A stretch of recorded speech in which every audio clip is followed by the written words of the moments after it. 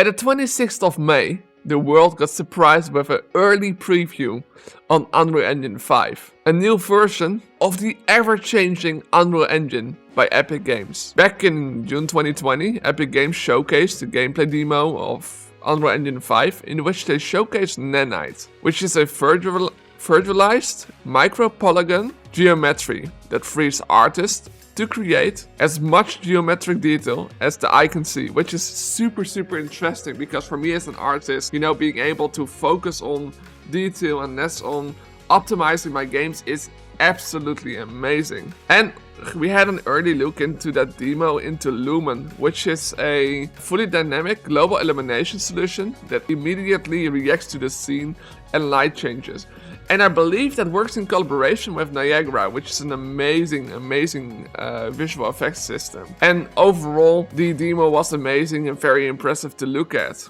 But again, back to the 26th of May, aka yesterday, we got our first preview on the editor, which looks fantastic. The UI looks very optimized and promising, and to my own personal preference, it's just amazing. We see new features like Quixel Bridge integration, which is really cool because Quixel, of course, shows all of this stuff where you can work with your assets and integrate things from Quixel into Unreal, which is really cool. And I will be showing you guys more of that later in this video. But let's first talk about the world. We get to see an amazing world in the demo and the ability to shift from the healthy, beautiful world of peace into the dark world. The scene transition feels and looks amazing, and I'm curious to see how it will be used by Unreal Engine 5 creators. But I want to say I'm currently loading up the Unreal Engine demo, and I noticed that switching on the first time from the one scene to the other scene takes a long time, because it first has to process all that data and then it gets cached back in the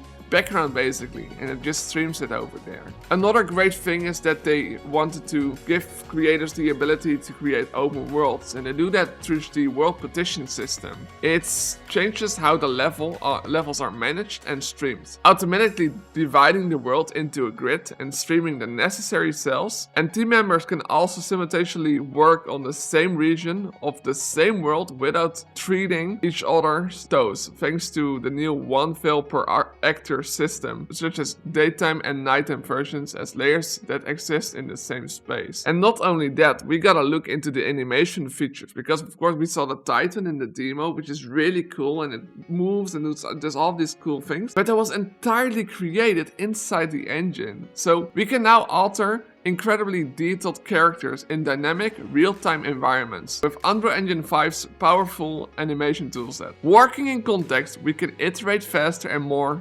accurately, without the need for time-consuming round-tripping. The artist-friendly tools like Control Rig let you quickly create rigs and share them across multiple characters, post them in the sequencer, save and apply the poses with the new pose browser, and easily create natural movement with the full body IK solver. And with the motion warping, you can dynamically adjust the character's root motion to align to different targets with a single animation. So let's say you want to have it grab a certain rock when it's moving past it, or latch over a object, or all these kind of things. That's where you use motion warping. And we saw that in the early preview, like the early hands-on preview they showcased us, which is amazing. Another really cool feature is Meta Sounds. Meta Sounds is a high-performance system that offers complete control over audio DSP graph generation of sound sources, letting you manage all aspects of audio rendering to drive next generation procedural audio experiences, which is really cool, because for the fact what I saw out of it, we get some like all of these sounds, at least that's what I think, we get all of these little sounds we can play around with and then procedurally generate all of these audio experiences we want to have in our game. And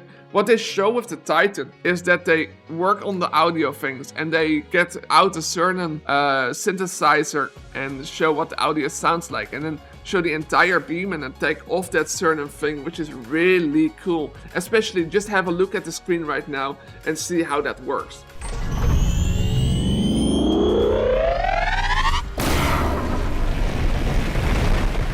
Then we had a look at Lumen, and Lumen is a fully dynamic global illumination solution that lets you create dynamic, believable scenes where indirect lights adapt on the fly to changes to direct or geometry lighting, for example changing the sun angle with the time of day, turning a flashlight, or opening an exterior door. With Lumen, you no longer have to outer light map UVs, wait for light maps to bake, or place reflection captures. You can simply create and edit the lights inside the Unreal editor and see the same final lighting as when the game is run on console. We also had a look at Nanite.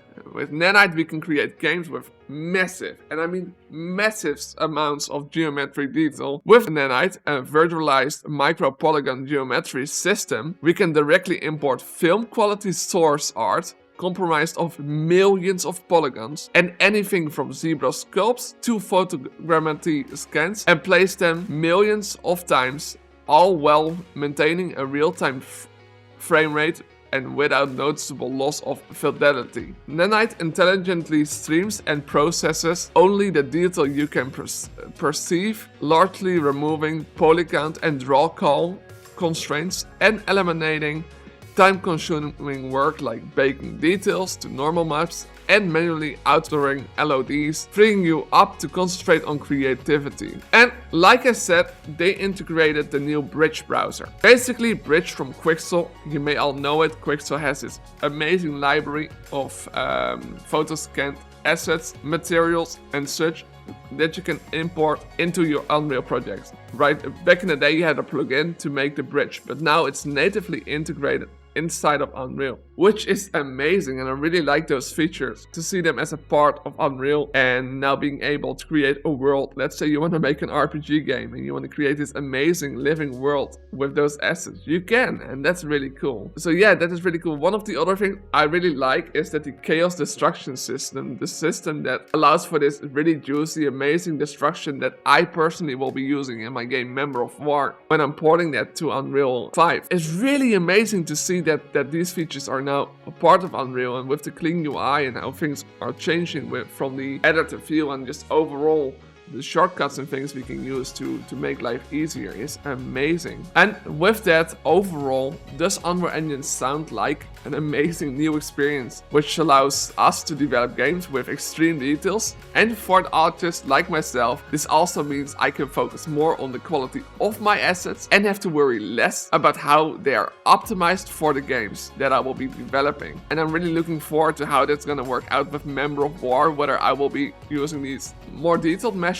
with really amazing materials and textures, or that it will be contourny. We have to find out. But overall, I look forward to hearing from you guys in the comments about what you will be creating or what you're planning to create with Unreal Engine 5, and maybe what you're prototyping. Make sure you also include some links to projects of yours that were made with Unreal Engine 5 through a demo that I can look at, like, you know, a little thing, and that I can feature here on the YouTube channel. I will be developing a full project development tutorial that will be coming for the channel in the future, and there will be much more content that I can't wait to show you guys that is planned for next week. Starting from coming Sunday, we will do the week starts with CG Brush. This is an update video that I will do every Sunday. I don't know exactly when, but I think it's going to be 8 PM my time, which is CEST, and it will basically be a update video about what have I done that week and what is coming in the next week, so that you guys are always up to date. When is CG Brush gonna upload? What day can I expect the video? That is what you guys can see there, and it's super cool, and I can't wait to show that to you guys. So for that and more, subscribe to the channel, like this video, and of course I hope to see you guys soon. Good luck and have fun.